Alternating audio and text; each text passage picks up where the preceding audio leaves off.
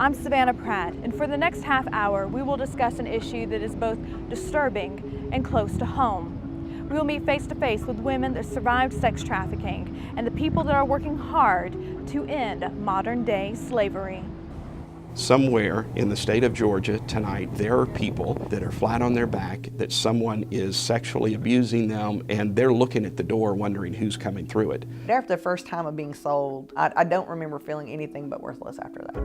First time he put me on a strip club stage, I was 15, but when he was gone, the bouncer wouldn't let me leave. He would give them injections to numb them. They wouldn't feel the penetration, and it would just go on for hours and hours, and men after men after men. And a lot of people still believe that you have to go to Cambodia to witness sex trafficking. It's right here in America. It's right here in your backyards. I absolutely saw all the other girls get beaten or gang raped or tortured, because that way we knew what happened when we didn't make it. There are people today now that go, she can just leave. It's not that simple to just leave. And sex trafficking and sexual exploitation is an issue everywhere. One of America's most recognized cities for sex trafficking is here, Atlanta, Georgia. The women we're about to speak to were lured into the world of exploitation in their adolescence by men that said they wanted to be their boyfriends and take care of them. This world quickly escalated into a nightmare that was not easy to escape. One of the things that I want people to really understand in regards to trafficking is that it always starts as a child. And my father was in and out of prison, and my mother's only child, and she raised me alone. The first time I was raped, I was 12. And it was 3 boys who had talked me into having sex, and I thought it was my fault. I was 12. I couldn't consent. Tawan began running away from home at 12 years old. The last time I ran away, I was 15. And that's when I met my first pimp. And I did know he was a pimp, but I didn't know what was gonna happen to me, if that makes sense. When he took me home, there were 4 girls there, and 2 of them worked streets and truck stops, and the other 2 worked in strip clubs. Our apartment was right around the corner off of Industrial Boulevard. Tawan believed he loved her more because he was only asking her to sell drugs. And that's how I made my quota.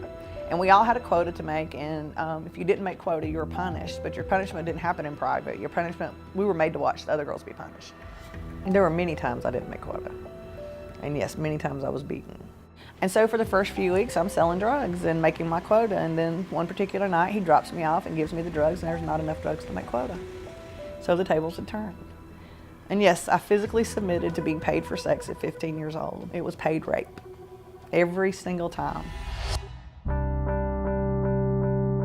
Tawan was first sold in the heartbeat of the South, Atlanta, Georgia. But sex trafficking isn't just a big city problem. It also happens in rural Georgia. And that's what we learn when we talk to Rachel. They don't come up and say, hey, I'm gonna be your pimp. It usually starts off as a boyfriend type scenario. I really care about you, I really love you.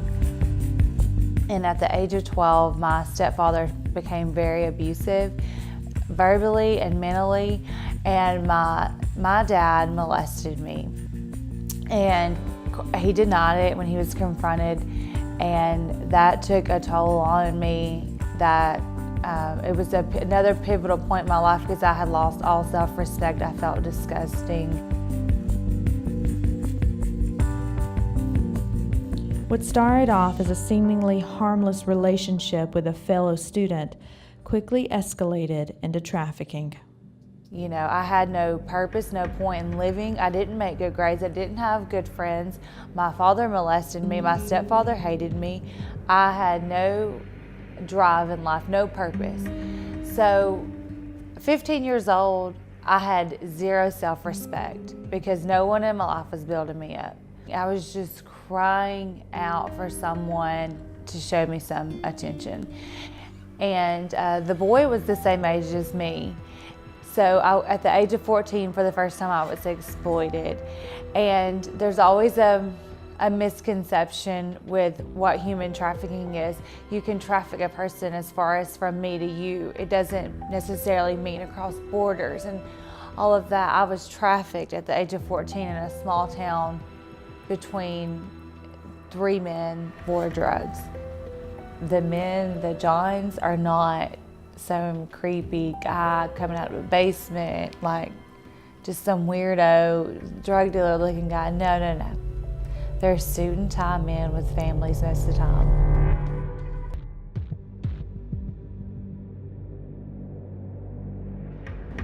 I-20 stretches across 1,500 miles, and in one fluid line, it connects together most of the South's major cities. Because of this, it has become known as the sex trafficking superhighway. Tawan was sold and transported by truck on this very route. Driving to Birmingham from Atlanta is 2.5 hours. Well, it may take us 3 days because you're sold at every single exit. And with the cities that it hits, there's lots of money there, and there's lots of money to be made. Additionally, Tawan was sold on the Southeastern Circuit. We did a circuit from Birmingham, Atlanta, Memphis, Nashville, and Chattanooga. I don't know how many times. Our transportation would be truck drivers, rental cars. Usually our pimp was never with us. We were in separate vehicles. I have been sold in every state but Alaska and Hawaii, and I've been sold in Canada and Mexico too. It also keeps you away from for family and friends and all that are. So you don't have, I didn't know anybody in Birmingham. So all of that is strategic, it's planned. I can remember being in Atlanta in 1995. There was about 10 pimps sitting around the dining room table in this apartment, and they were planning how they were going to approach the 1996 Olympics that were coming.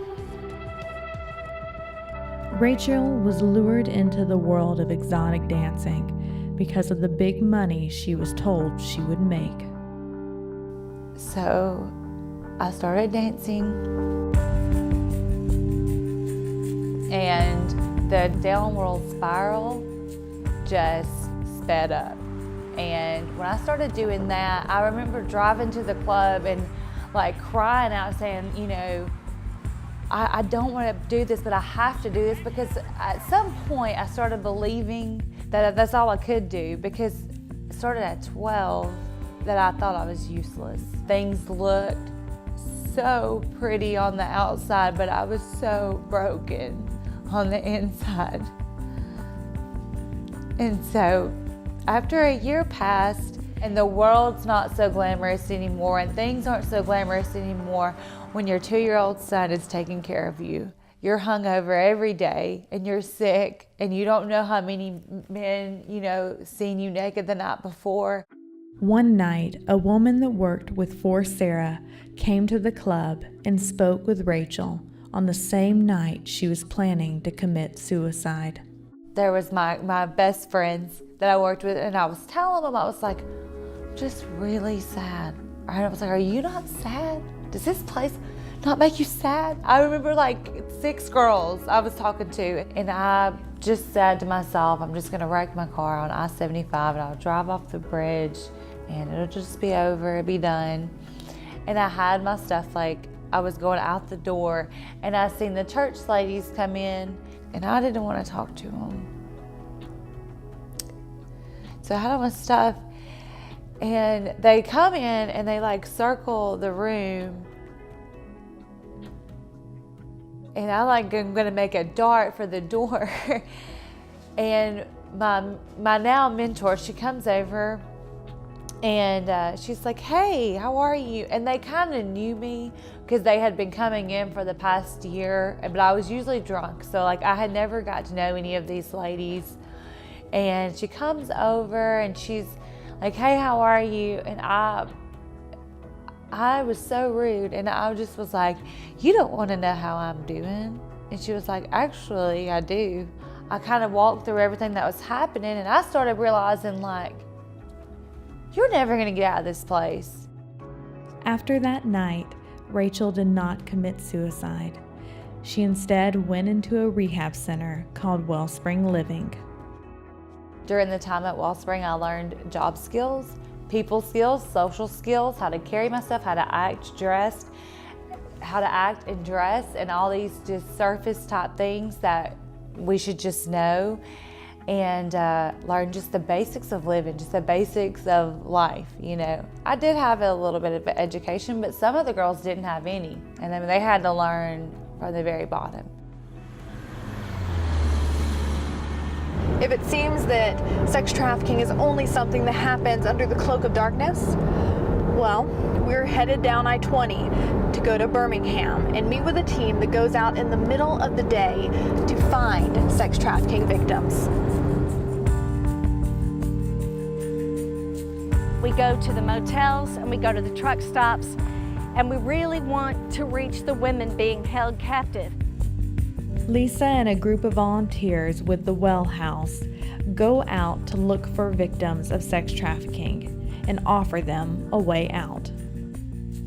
We believe that when the women are released and they find refuge with our 24-hour shelter, and they find freedom from being held under conditions that are so deplorable, it's mind-boggling what we've been able to see here in Woodlawn.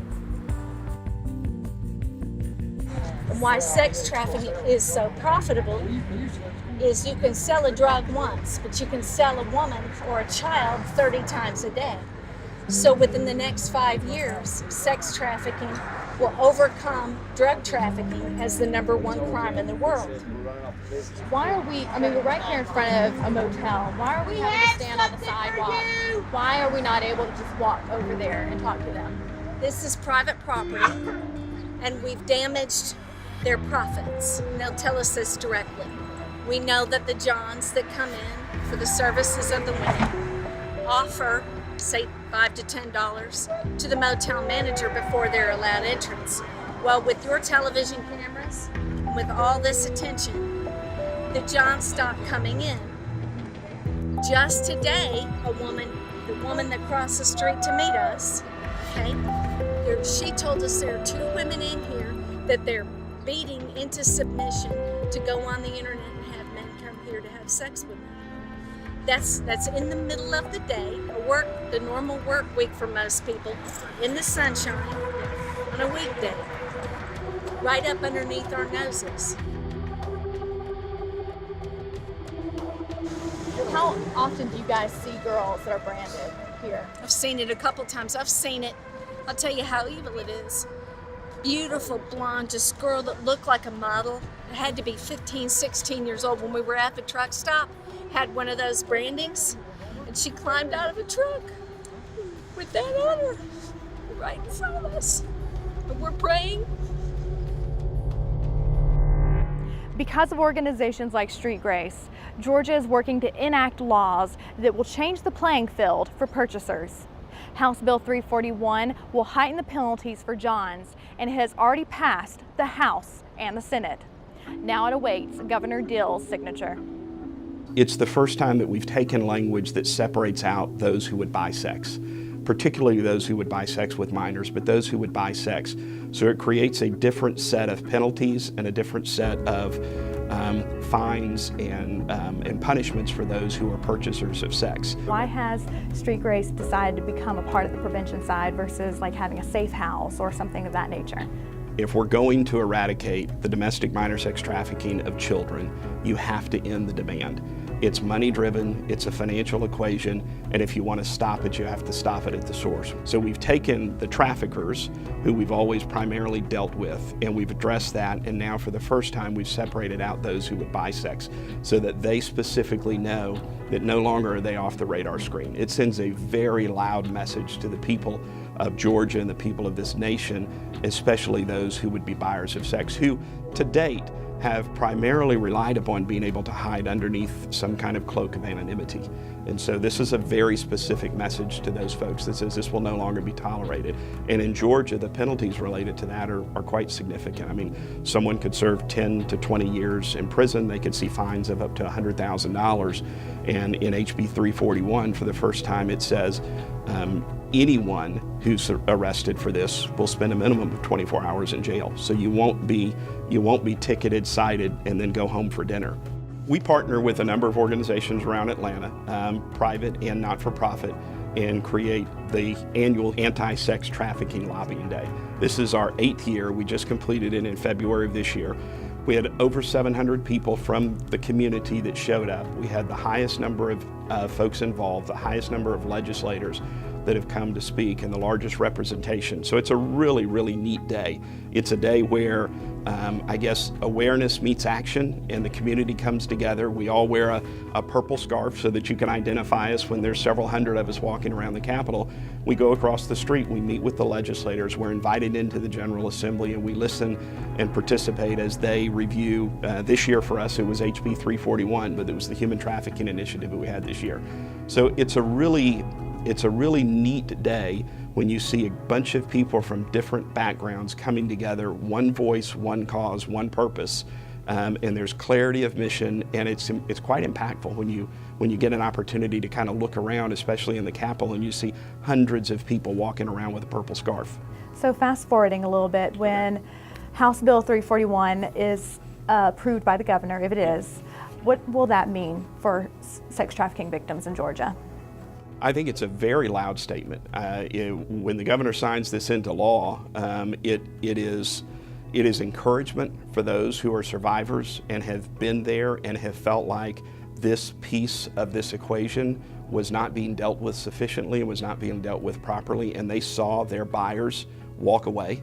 They saw their buyers, even as recently as 15, 16 years ago, get a $50 fine and a misdemeanor. Now to know that that person could spend 10 to 20 years in prison, that they could see fines of up to $100,000, I mean, every one of them is supportive of this. Tawan was arrested at 26, and instead of returning to her pimp when she was released, she ended up trying to escape the world of sex trafficking. That's when she met Lisa, that worked at the Dream Center in Birmingham. And one day the door burst open with an angry young woman who walked in and said, "What is a Dream Center and what do you do?" And I said, "We do tutoring and mentoring and Bible studies. And we want to reach the women who appear to be being held captive in sex trafficking." And she said, "Well, you're going about it all wrong. You're just wrong. How you're approaching it is wrong, and you're going to get killed." And I said, "Wonderful. Will you work with me? Will you tell me how to go about reaching these women? I need to learn." She loved me. She gave me an unconditional love I'd never seen in my life before. And so I sat down and took notes from Tawan for about 2 hours and learned that she had been forced by a pimp or so-called boyfriend to be trafficked all along the motels that you're seeing here today in Woodlawn. She pointed out to 1st Avenue North and said, "The woman you're trying to reach is me." Now these two women work together. Tawan opened the Well House in 2012, and Lisa leads the street outreach team. I had started the crisis line, and it was coming to my cell phone. Nobody was calling it because I wasn't doing any advertising or any, I mean, there was nothing.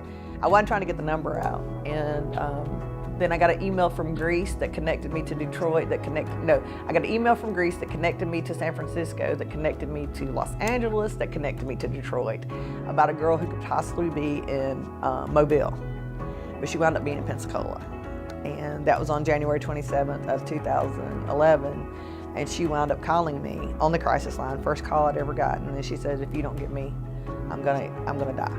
Either I'm gonna kill myself or he's gonna kill me." And so I couldn't even buy her a bus ticket to get to me. Somebody bought a bus ticket for her. And she came the next morning and Well House opened. And I had $33 and I was on food stamps feeding my family in this house. She's doing so well. It was relief when she came, when she showed up. She couldn't believe it. She works for a law firm now. And she's got tattoos all over her face, and somebody asked her the other day, said something about, "Did you get your tattoos removed?" She says, "No, I just have really good makeup." But she's doing great. She changed my life. And I was able to help a girl like me in a different capacity than the other ones I'd been able to help. But also it placed a responsibility on me. So now I've got to take care of her. And every single time I wanted to quit, I'd get another phone call. On those days that I was really going to quit, that I'm like, I'm shutting it down, I can't do this, I'd get another phone call and it would be another girl.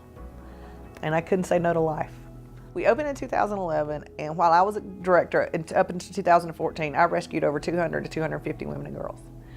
Since then, we've probably rescued anywhere between 300 to 400. Tawan and Rachel were able to escape sex trafficking and found the lives that they deserve. But there are still so many girls lost in the world of sex trafficking here in Atlanta, Georgia. If you want to get involved with stopping and preventing sex trafficking, go to the links below to contact Street Grace and Wellspring Living, where you too can be involved with ending modern-day slavery.